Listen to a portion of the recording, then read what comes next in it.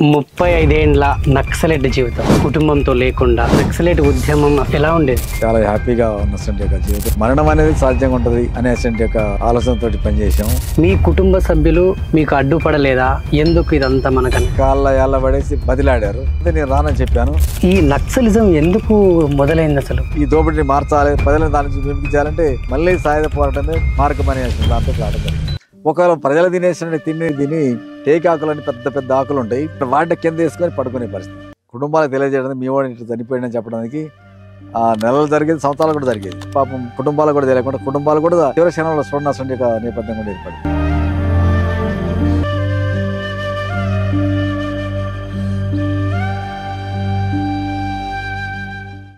మహిళలు ఉద్యమములకు వచ్చి మీతో చేతులు కలుపుతామని వచ్చిన మహిళల్ని కొన్ని అతి చర్యలు పెట్టడం జరిగింది. అతి చర్యలు అంటే కొంతమంది హత్యలు చేయడం, కిడ్నాపులు చేయడం, తర్వాత చెవులు కోయటం, ముక్కులు కోయటం, పుష్పాలు కోయటం.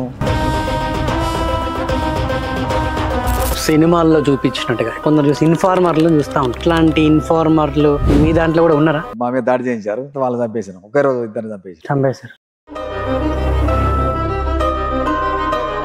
కోవర్ట్గా మారిన వ్యక్తులని మళ్ళీ నక్సలైట్స్ అయినా టార్గెట్ చేస్తారు. దాదాపు చంపినాం. మీరు ఇన్ని ఇండ్లలో లోపల ఉన్నప్పుడు జరిగినటువంటి అతిపెద్ద దాడి అండి. నా దళం మీద చాలా సార్లు జరిగినాయి. సరిపోయేది. ఆ శవాలను తీసుకుని పోలీసులు కనం. మిమ్మల్ని బాగా బాధ పెట్టిన సంఘటన ఏమైనా ఉన్నాయా? ఆ దాడులు జరిగేటప్పుడు ఏమైతే అనే ఆవేదనకి గురికావడం జరిగింది. సింగాల దాడి జరిగినప్పుడు నేను సరిపోయని చెప్పి చాలా సార్లు ఏడ్చారు, చచ్చిపోయారని. మీ దృష్టిలో నక్సలిజం సామాజిక న్యాయం చేయగలిగిందంటారా?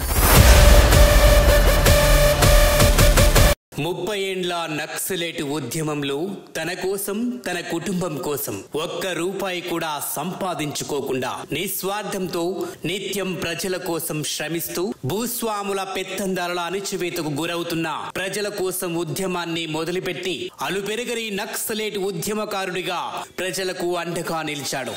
The one and only CPIML new democracy ప్రజాపంద party మాజీ నక్సలైట్ చిన్న చంద్రన్న జీవితాన్ని ఒక్కసారి పలకరిద్దాం.